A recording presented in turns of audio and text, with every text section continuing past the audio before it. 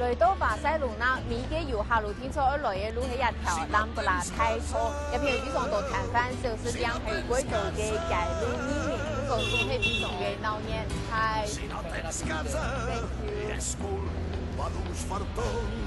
，And then, oh, the crowd. Thank you, thank you very much. Thank you. 也都係非常多遊客路聽錯去做嘅事情，同街路呢年團嚟跳下協商哦。還有當天年路講呢，有巴塞隆納一年當中有300年都係好天，不過過下年人哋都多嘅係冇按好運係落雨天。巴塞隆納係加泰隆尼亞自治區嘅首府。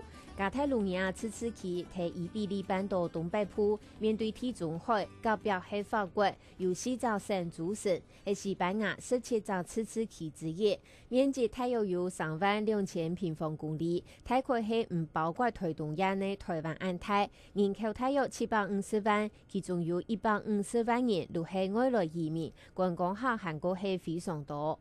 喺巴塞隆納，佢當然會覺得講，大家都係講西班牙文。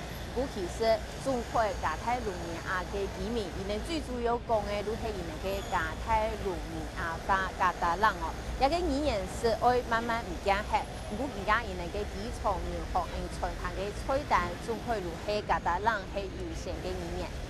Jo diria que el pressupost específicament per promoure la llengua catalana és de 60 milions d'euros. El pressupost global del Ministeri de Cultura és de 600 milions d'euros. Però la llengua catalana es promociona des de tots els ministeris. ¡Yo guapísima! 喺加泰隆尼亞，加泰隆尼亞話乃如糖嘅多，也喺公共場所當中，能存戲院同法院係以西班牙話為主。